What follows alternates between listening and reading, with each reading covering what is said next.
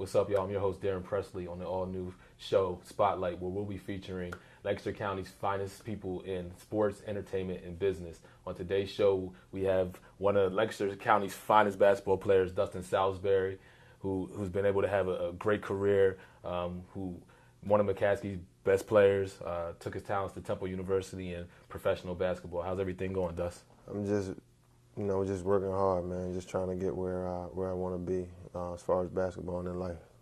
Tell us a little bit about, you had a great career at Temple, and post career at Temple, you had the opportunity to really put yourself in a position to possibly be drafted in the NBA, and you got a great opportunity to work out with some teams and really establish yourself as a great player. Yeah, like you said, I went to Temple for 4 years, played for two legendary coaches in John Chaney and Fran Dunphy. After that, went through the NBA process. First NBA camp, did real well. Was named to the all-tournament team down there in Portsmouth. After that, went down to NBA pre-draft camp. Was there with a lot of big-time players: Kevin Durant, Joakim Noah, Thaddeus Young. The list can go on. And I wasn't drafted after that. Played summer league with the Sixers, and after that, I got a chance to play overseas for the next couple of years. I played in France, Germany, Romania, Dominican Republic, Mexico. Just been in a lot of places, man. Right. And throughout that process, one of the things is that you never know when you're going to get that opportunity Right. to get back as close as you were to playing in the NBA, and you've had a successful career playing overseas. What is it that really keeps you motivated to continue to play, to continue to pursue that dream? Like I said, man, everybody as a kid has a dream just to play in the NBA, and when it doesn't happen, that doesn't mean stop dreaming and stop working hard.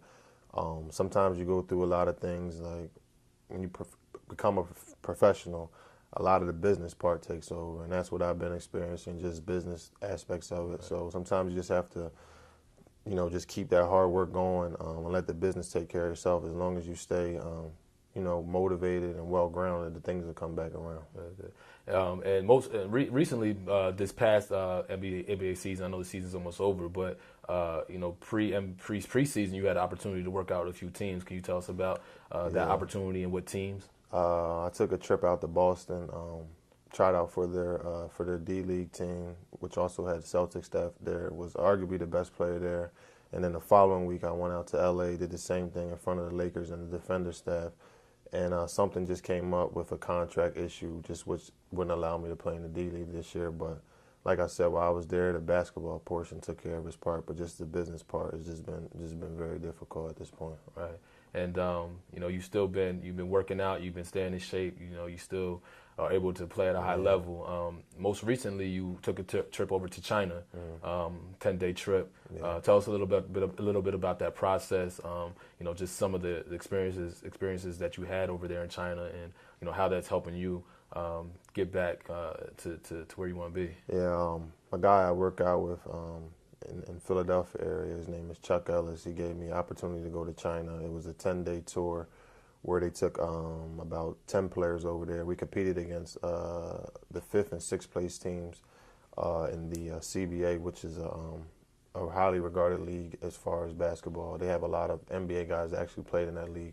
And we played in a total of 5 games. I played real well while I was there, got a lot of positive feedback. And it just was a great experience just going to see the different culture and, just to see how they live. And like I said, I got a chance to see a lot of things while over there. Took a trip to the Great Wall of China.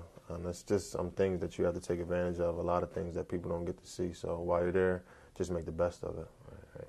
Now, you and one of your former teammates here in Lancaster at J.P. McCaskey High School, Jerry Johnson, you guys have a great relationship. You guys were able to play together in high school, and you guys have continued to grow and build your relationship. And I don't know if a lot of people know, but you had the opportunity also to visit him and play alongside of him in Kazakhstan on his team a few months back, just to go over there and try out and work out with his team. How did that situation go, and how did that feel, being able to do that with a former teammate? Like I said, we knew each other since we were kids. Played with each other in high school. Actually played against each other our first year over in France. Well, my first year, his third year. And then he's in a great position, and him just being a great friend, he brought me over there just to get a trial with his team. At the time, like I said, there was some business things in the way, but I did a great job while I was there, and I believe in the future, just that opportunity to come back around, because like I said, I did a great job while I was there, and it was great for him to do that for me.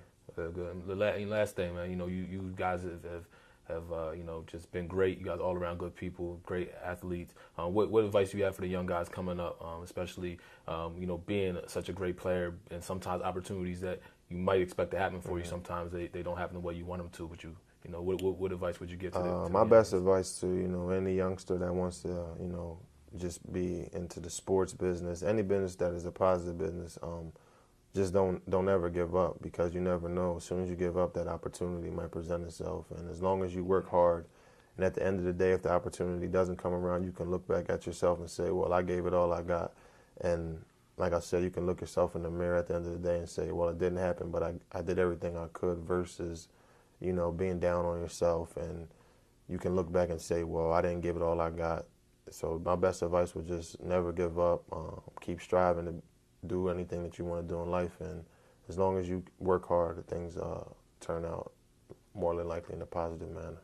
Good. And where can we find you? Where can we stay up to date on some of your happenings, some of the things that are going on with Dustin? Recently, I just deleted my Facebook and Twitter. So basically, Instagram, it's dsals25, DSALS25 on Instagram. That's pretty much the only network I'm on. Thinking about getting back on Facebook, but as of right now, there's a lot of pictures up there that, you can follow people and see what they're up to. Right. Cool.